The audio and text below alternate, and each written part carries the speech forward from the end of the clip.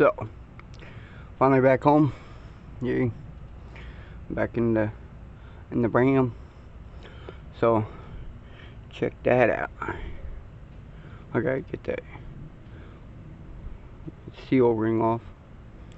But this little booger was heck of loose, which might have been more the issue instead of, excuse me, sorry, that filter being,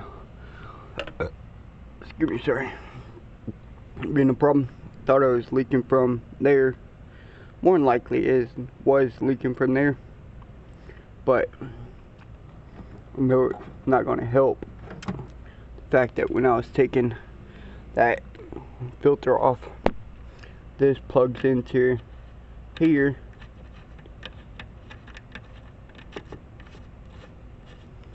like that. Then the top threaded part threads into the fuel injector rail for the filter right there. About right here, there's a threaded inside that top part threads into. But I had to, let's see if I can get this out, so when I put the new one in, alright, I had to get this oil filter wrench instead of that red handle one, that big claw one there, and that strap one right there.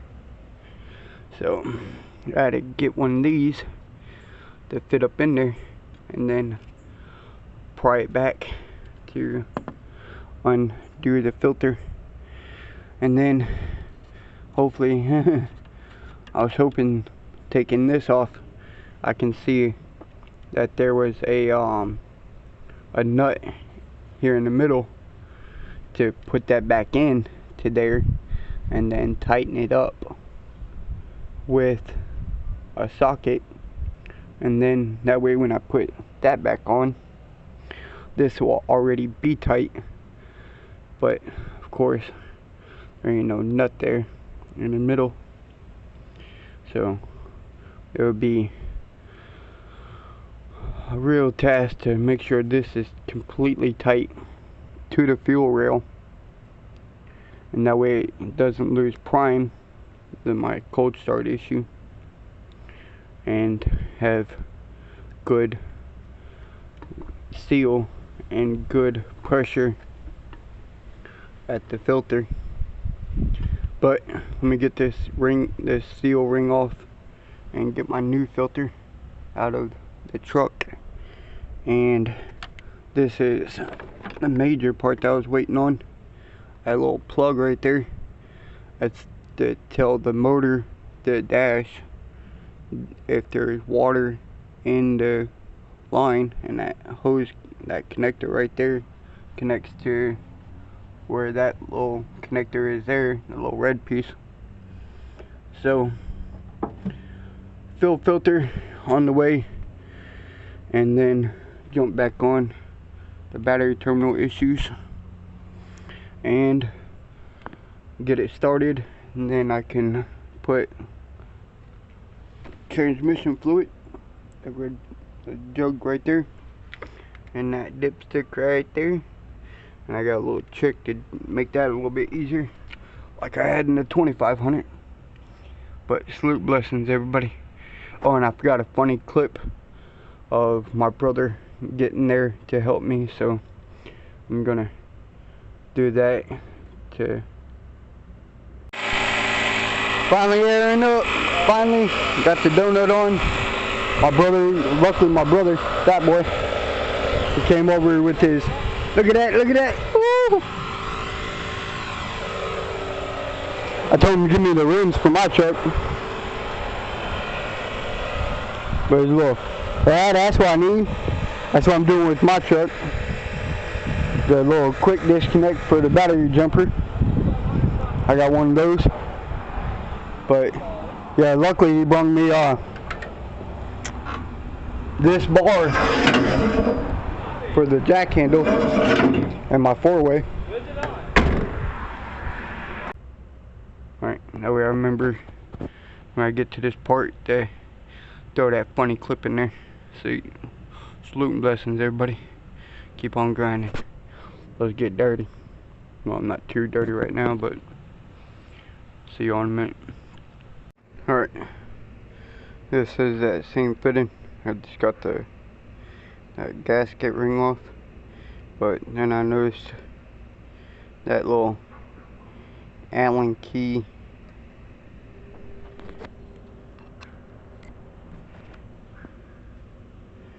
hole.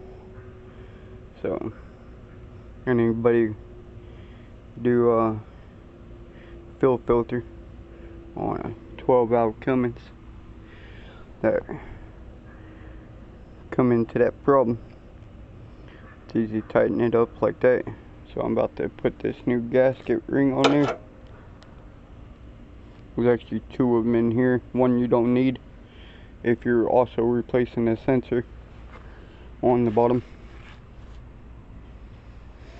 And as you can see, I got it all wrapped up still. No chance of getting dirty in the meantime. So let's get this back on. Then I'll grab the sensor and put that on there and be back. See y'all in a minute. Alright, so not to bore y'all, but we got some fresh gas from the gas can. So we got some fresh gas in there. And like oil, when you do the oil change, put a little bit of fresh on the ring to help it seal. Put some fresh in the can to help it prime. And you still have to prime these. It's not electric like a 24 valve or an electric a gas car that has electronic fuel pump. This ain't gonna prime easily, but I'll get down there and show that prime button. I got the sensor on there. Careful not to break that sucker, a little plastic, and don't fill it up all the way, because in order to get it in here, I actually might have it a little bit too full in that filter, but there's a little white knob. See if I can get it on video. If not, I'll do that part in a minute. Yeah, I think it's too dark down there. Yeah, I can't really see it myself. Yeah, it's way up in there. So we'll get to that in a minute. But I'm gonna run this up in there. I tightened down that connector bolt. So let's get this filter in. I feel like I'm about to spill it. Yeah. No. Alright, see y'all in a minute. Alright. I had to open that up just a hair more for that battery terminal fit. So fun. I got all the shavings off my lap. I'm about to clean up some stuff, and I thought this was pretty funny. Walmart Heart brand tools, and I thought it was funny that it was white and blue. I had to get that to draw out these to fit the battery terminals. But I'm gonna clean up the tools real quick and I'll be back in a minute. Alright, so here's the air sensor, tire sensor. We're up here at the tire shop. They're putting a regular valve stem. They're putting a regular valve stem in that tire for now, a regular rubber one. And then income tax, I'll replace the tire sensor, but they're gonna put it on the van for me real quick, and be back on the road. $65 freaking dollars. Damn. I'm just gonna put a regular valve stem in it for now, and then income tax, I'll have to buy another sensor. But yep, I'm gonna put a regular valve stem on there, fix that damn tire, and then income tax, I'll have to then buy another valve stem sensor. Alright, see y'all in a minute. Get this tire on and get up to the, we gotta go Christmas shopping for the kids. See y'all in a minute. Ooh, that's a motivational truck right there. I've never really been a fan of flatbeds all my life. Something about not having a bed that irritated me. But now having the dually I got with the gooseneck in the bed, now I want a belly box, toolbox like that. And I was thinking about a side rail toolbox, have the lights like that, get lights on mine. Ooh, that is something nice. I like that aluminum bed better than my steel bed, but ooh, that would be, ooh, I can't wait to fix my truck. And this old Chevy step side, I like that. I can't wait to get another old school truck. Then my real, look at that, woo! That Ram, ooh, that sucker's nice. And it's a Cummins. See y'all in a minute. Alright, I'm gonna make a little clip, try to upload this video here in a minute. All I got left to do, really, is that little white knob out right there above my finger. Got primed the fuel filter, the fuel lines, pretty much. I got the new filter on there from last night with the water detection sensor. I put the motor back together. Excuse my snack. Obviously, I had to get a new filter. It's pretty damaged. So I got a brand new air filter in there. I had to clean out. There's tons of freaking leaves inside and what's in my shop vac. I wanted to get the cold air intake, but I need to get the tubing. I wish I can get like a S&B or a Banks or a high quality name one. But I think the one I had on the 2500 was sufficient enough that I'll run that one for now, and it's cheap enough. I got the new battery terminals on there. Oh, so tight. I got all the wires. I got the wires drilled out. I got the terminal drilled out. And so I got, oh, and I gotta tighten up these hose clamps and connect the air box back together. But I'm gonna get it primed, check the the transmission dipstick, and then, oh yeah, I need to check the oil too. Make sure it should be quart low from doing the oil change, but I was letting it all settle, and then check the oil when I was ready. But so see you on a minute. Alright, so I got the fuel primed. Push it down that plunger until it's really tight, and it means it has good compression on the fuel line. Check the oil's up to the line. All I do is gotta tighten up that hose clamp right there and the hose clamp up there. I got the box locked down, and I got my homemade funnel bottle. Funny, when I had this in the 2500, I called it a bottle of blood, but my homemade funnel bottle. out of the Zephyr's water bottle. I cleaned it out, and so all I do is gotta tighten those 2 hose clamps, and we ready for a cold start. See y'all in a minute. Yum yum. So, moment of truth. Sorry, I gotta clean the mess up a little bit. So, sorry, kind of late video, but we're getting it done. Time for try out this cold start and see if it fixed. Wait for the light to go off. Yes, and my trans temp light went off because I put that new sensor on there. Cold start. See if it's better than the first cold start.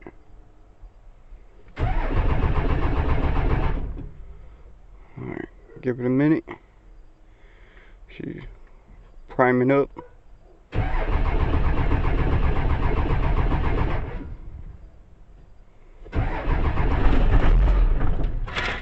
Almost.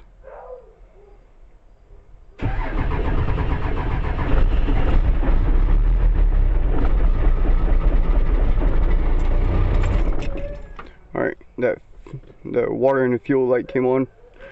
So drain that fuel filter. See y'all in a minute. Alright, it's off now. Just drain the bulb. Alright, let's give it another crank.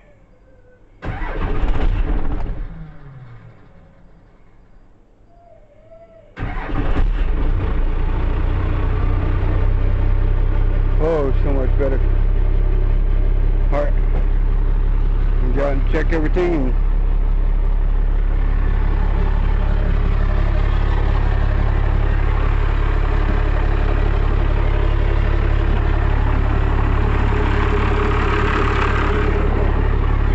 Need my damn flashlight.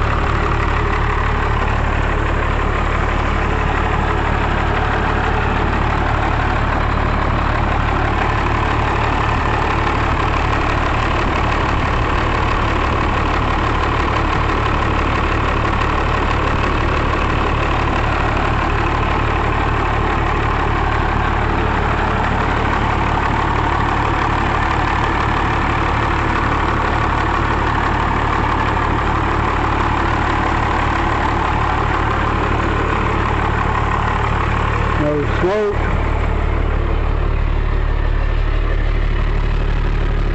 No smoke out of the exhaust.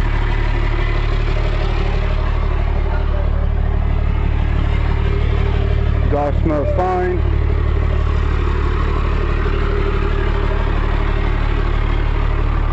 Alright.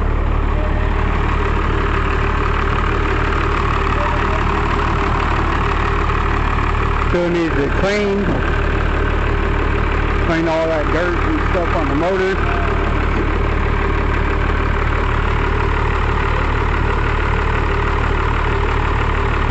Alright, on do the transmission fluid and make sure it fills up. I'll post this video up.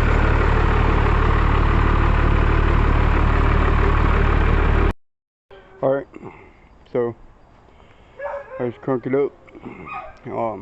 I turned it off. Ooh, well, check out that lighting. I guess if I'm not standing light, it alters the light. I was playing with the settings. But, so I crank it up. Let it run for a minute. I want to check the oil. And I'll crank it up again. And, check that transmission fluid. Let it cycle that oil for a minute. And then so hopefully I can run it tomorrow and have a good running truck again. So salute and blessings, everybody. I'll upload this video right now while I play around with the truck and see what happens. Next one. See y'all in a minute. Blessings, motivation. Keep getting dirty for whatever reason you need to. Keep it moving.